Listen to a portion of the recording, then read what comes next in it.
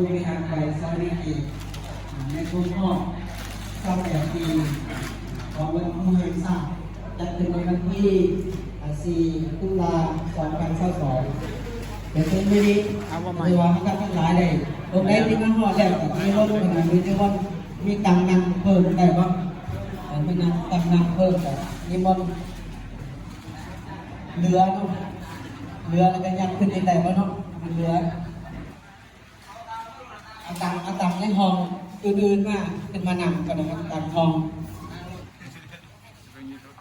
เอามา71 72 73มีตังใครเอาคนละตังห้องแล้วก็ต่อยแถวมีคนละแถวขาทั้งพ่อทั้งขาของพ่อแต่ตอนเป็นเจ้าคณะมันมีเกียรติในแจกทานหน้าในเกิดประธานเพราะฉะนั้นเราเรียกครูบาอาจารย์ที่เป็นองค์โพไซบารมีของไปสมัยนี้มันมาแสดงความมาเป็นองค์ประธานมาให้กำลังใจมาให้โอว่าให้แก่เราท่านทั้งหลายที่เป็นลูกศิษย์ของคน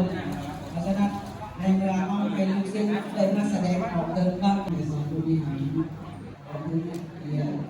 นอกว่าในกระตุ้นการบริหารที่สัปดาห์ของการบริหารที่สะสมและการทำงานขอเจริญพรในทางการที่มีสุขภาพได้มาร่วมงานนี้ขออนุโมทนาบุญขอยินดีต้อนรับนักเรียนทุกคนพุทธังภคะวันตังอะภิวาเทมิสวากขาโตภคะวะตาธัมโมธัมมังนามัสสามิสุปฏิปันโนภะคะวะโต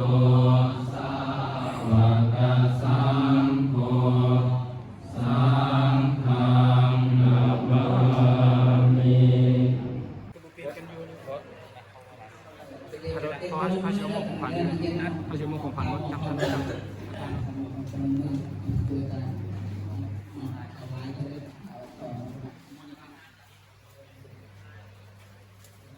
สาธุสาธุสาธุอนุโมทามิในสุดที่หนึ่งเป็นเตียนมอบไปต่อไปสุดที่สองมอบตอนลงไปเห็นเจ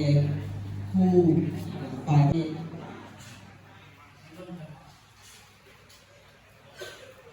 ตรงนี้ที่มีซอยดอกไม้แต่ที่รถได้กันเลยที่เพื่อนเราบอกกัน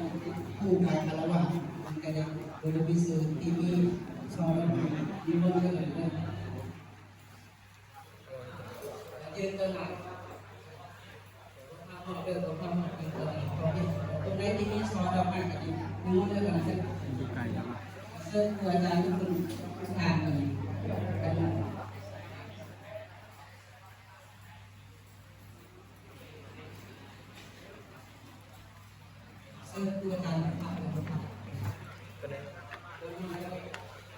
มอบเลยสาธุสาธุยกตัวสาธุอนุโมทนามิปฏิวัติจุดสิบไรเนาะในการมอบสอดดอกไม้แก่ท่านประธานผู้ฝ่ายคารวะผู้บรรพชิตแต่ที่มีเกียรติถึงเชิญในลำดับต่อไปเป็นการมอบใบเงินประธานอปสนครสอนภูมิหาร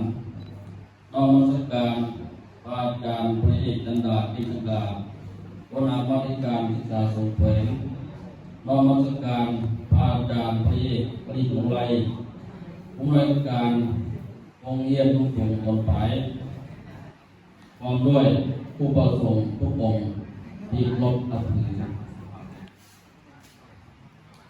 ขอเจริญพรทานมีเอกวินัยสุขราช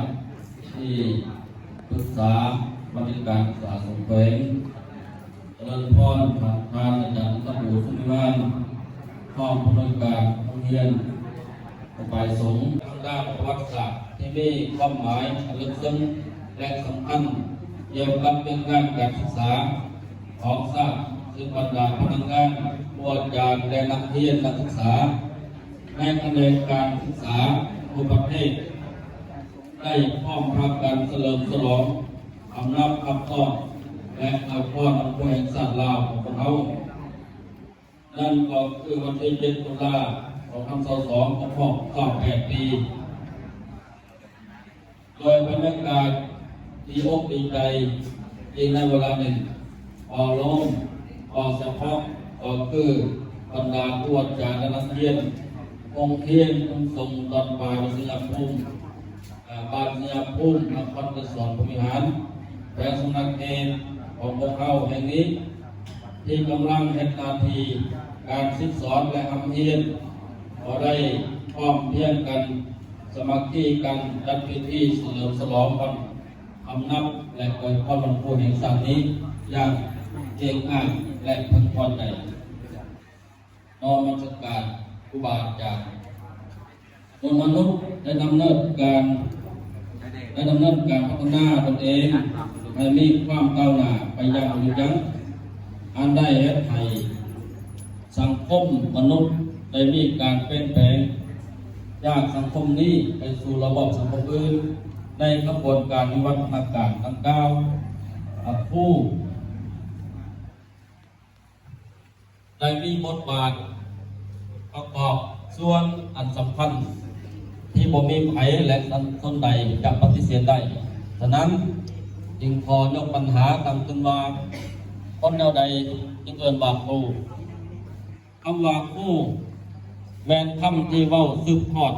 กันหลายเส้นคนมาแล้วผู้หมายถึงคนที่มีความรู้และประสบการณ์ซึ่งคนนั้นสามารถนำไปถ่ายทอดความรู้และประสบการณ์นั้นไปสู่ผู้อื่นโดยรูปการถ่ายทอดความรู้จากผู้บ่รู้ไปสู่จากผู้รู้ไปสู่ผู้รู้นั่นว่าการสอนและการเรียนสำหรับประเทศเราเมื่อว่าถึงการสอนการเรียนหรือว่าร่วมแม่การศึกษาถ้าจะเป็นที่การก้าวเริ่มต้นของการขยายตัวของโลกในเวลานั้นแมนพวกเขายังอยู่ห่างไกลโลกไกลที่สุดตัวอย่างบรรดาประเทศตะลกตะเวนตกซึ่งตามลายแล้วอังกฤษฝรั่งในศตวรรษที่12ต้นได้หันจากพฤติกรรมการมายึดถืออาชีพการค้าเพื่อเป็นตัวเมืองการค้าและตัวเมืองพุทธกรรมแล้วองค์คำถามยุคประเทศเราของเราในศตวรรษที่14เจ้าพระองค์กษัตริย์องค์พระมิตรของเราเพียงแต่ได้เอาศาสนาพุทธมาว่าให้แต่แค่ไทยประเทศเรามีวัดวาอารามซึ่งคือว่าเป็นโรงเรียนแห่งสมิตรสำหรับเด็กน้อยเราอาจเบาได้ว่าอิทธิพลทางพุทธศาสนาได้ส่งผลสะท้อนถึงพ่อแม่และเด็กน้อยเราสูงที่สุดและแก่ยาวมาเป็นเวลาหลายร้อยปีการแสดงให้เห็นให้ใจในเป็นต้นพ่อแม่เป็นผู้เพื่อซึ่งสอนลูกของตนอยู่ในครอบครัวโดยเอาประสบการณ์ของตนอยู่ในเรื่องงานประจำวันขนบธรรมเนียมตามความเชื่อถือมากเป็นการศึกษาลูกซึ่งมีเป้าหมายต่อก็สร้างลูกให้รู้จักออกทางงานกลายเป็นผู้บริสุทธิ์ของพ่อแม่ตามความเชื่อถืออันนี้กลับมาเห็นแล้วมั้งเป้าหมายสูงสุดไปกว่านั้นพ่อแม่ต้องออกไปบวชหรือเป็นสังฆีอยู่ในวัดเพื่อเรียนอ่านเรียนรู้หลักวิชาและดิษเดชตรงคาถาโดยแม่ผู้อาจารย์เป็นผู้สอนและสู่ความรู้เส้นการเรียนธรรมการวัดแท้การปันการเข้าไล่ระบายสีศึกษาอาคมตลอดถึงธรรมวินัยต่างๆที่พระเจ้า ได้กล่าวไว้เป็นคำสั่งสอนทุกการเรียนการสอนอยู่วัดเวลานั้นพอท่านได้กล่าวเป็นสั้นและสลับสำหรับผู้เรียนแต่ถือเอาสั้นการบวชมาเป็นการตีราคาคือรับความรู้ภายหลังพวกหลังถูกกลางฝรั่งเศสยึดครองเล่าในปี 1893 เป็นต้นมาพวกเขาก็ได้เอาใจใส่เรื่องการขยายเวียนอยู่ในประเทศลาวพอไหนมาถึงปี1900พวกประเภทมีโรงเรียนเพียงแต่2 แห่งนั้นคือโลกบาลเรื่องจันทร์และเรื่องจันทร์คนลาวที่ได้เข้าเรียนแม้มีจำนวนน้อยในจำนวนดังกล่าวได้มีพวกเราคือว่าเข้าคำไปเรียนจบห้องที่1ห้องที่1คือหัวโขเข้าคำเอาร่วมคับการขององค์ผู้ซึ่งถือว่าเป็นครั้งพิษในประวัติศาสตร์ของเราสลาวที่ได้มีการจับอบรมผู้ภายหลังการอบรมสำเร็จในการใหญ่ป่าสุพรรณโขประธานกปสแห่งสมาธิในทางสุ่มจันทร์ธรรมวโรประธานกปสและความได้สอนผู้บริหารประธานใหญ่ปอจันดาเอกสักดามณฑลการศึกษาสมุทรไทยประธานปอมาลีวันตุไลผู้อำนวยการโรงเรียนมุขายสูงพร้อมด้วยพระสงฆ์สามเณรพระผู้ปกครองที่ได้รับถืออย่างสูงตอนนี้พร้อมกันปอมีในสุตราที่พุทธศาสนาซึ่งคำอวยพรแต่บางทีได้ตัวหลาในการเข้าไปซึ่งเป็นอะไรนั้นเราได้เสนอความต้องการในนามการนี้เอตวาปาไว้ใจสิ่งสุขสันต์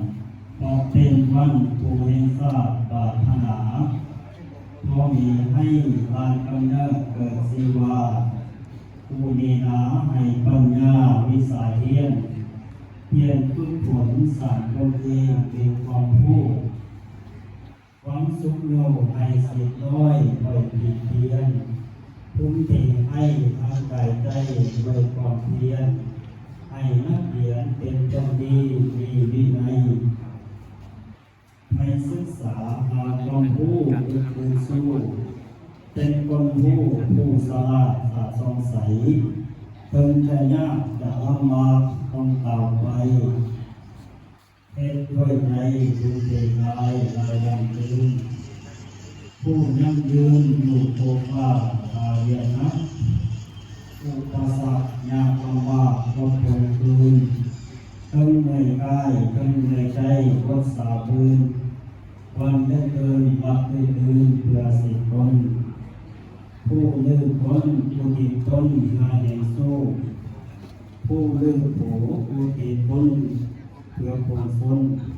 ผู้ลืมต้นผู้ติดต้นศึกษาผลผู้ลืมผู้ติดต้นเพื่อลูกหลานคำดอกไม้ดวงใจเทียนน้อใสเก่าขอกล่าวว่าขอผู้สาอธิษฐานขอวิงวอนสิ่งศักดิ์สิทธิ์ดลบันดาลผู้อาจารย์จงสุขสันต์ตลอดไปขอวิสัยอาจงได้มีความสุขสิ้นความทุกข์หมดความโศกเศร้าเสียใจความทุกข์ยากความลำบากจากลาลัยจิตผ่องใสกายผ่องพันสุขสำราญลางความโทษที่ผ่านมาข่าวร้อนเกินที่ห่างเหินเงินคำสอนครูอาจารย์ลงทำพิษปิดโอเลเวลานานให้พ้นผ่านรักความเพียรเป็นคนดีจากนี้ไปจะตั้งใจไปศึกษาเอาวิชาเอาความรู้สู่ชีวิตจะปฏิทิ้งความตั้งคอยโดยศักดิ์ศรีเป็นคนดีเป็นสิ่งดีของอาจารย์ขอน้อมสักการะเจริญพร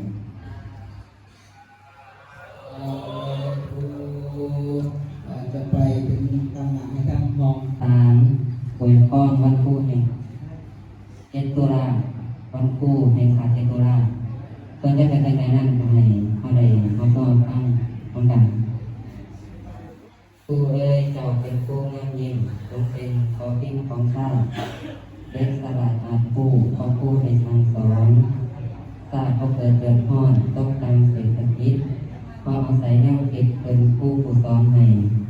ผู้นั้นเปรียบดังไฟดวงแก้นั่งแยกแสงสว่างที่ถนนหนทางในห้องใดเดินย่างกับใจตามเมื่อนี้ฟ้าสว่างแจ้งน้ำข้าวเปิดไว้ติดก็ใช้เขียนสารเก่าก่อนตานอกย่อยืนท้องแขนซ้อนเด็ดตัวลายอยู่ทรงคิดผสมหาดแม่เปิดข้างในในปากผู้คำว่าผู้คือนี่ก็เคยมีความหมายนักแน่นตั้งใจใจว่าร่วมแม่มือหาได้บุญปานใดคุณผู้พร้อมสั่งผู้เขาสูงองสั่งผู้เที่ยงเข่าเกียรติเราผู้ดีการแล้วขาดผู้เพื่อดังกล่าวบวกเรื่องว่าผู้กองผู้เดินทางเงินดังจากพื้นแสงมืดมัวสีเสามีผู้อวกาศแยกเรื่องเขาแววว่าพลองมีผู้ทำจริงไทยกองเดือดอันนั้นเข้าดังอาจารย์ผู้เดียวดังทำโอกาสตีคอยอวิชาผู้ที่ปรึกษามาธิการศึกษาส่งเสริมเฮียนอ่านจันบุญสมิมานมองผู้บริการเฮียนของมหาสงฆ์พร้อมด้วยผู้อาจารย์ทุกอ่านนอกจากการเฮียนนกอีกองค์ตน้อยในนามของการเฮียนตั้งหน้าอ่านข้อประตงย่อมยอมสองทีสาขาระดับภาษาดิบไตยภาษาสลาวสันติภาพอุตราภาษาดิบไตยภาพพัฒนาถาวรกระทรวงศึกษาธิการและกีฬาเลขที่4551ขับสสก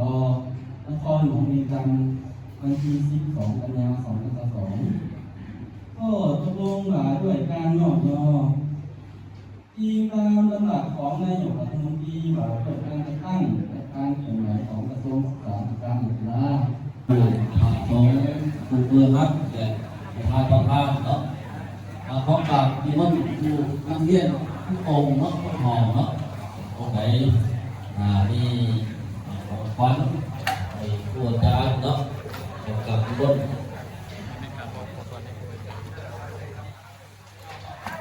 หลังจากมอบของขวัญแล้วก็มอบนั่งมาเลยมอบนั่งมาแล้วเราฟังโอวาทของเป็นคุณธรรมเนาะเนาะเจ้าคณะเลิกทุกอย่างเลิกเรียนเลิกนั่งมาเลิกนั่งแต่ว่าคุณเก่าเลิกเลิก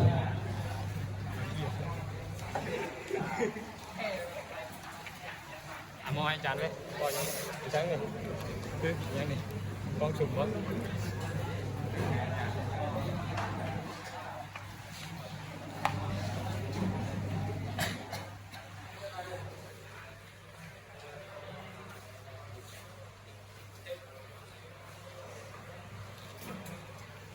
เอาในบนนางลงเนาะแล้วก็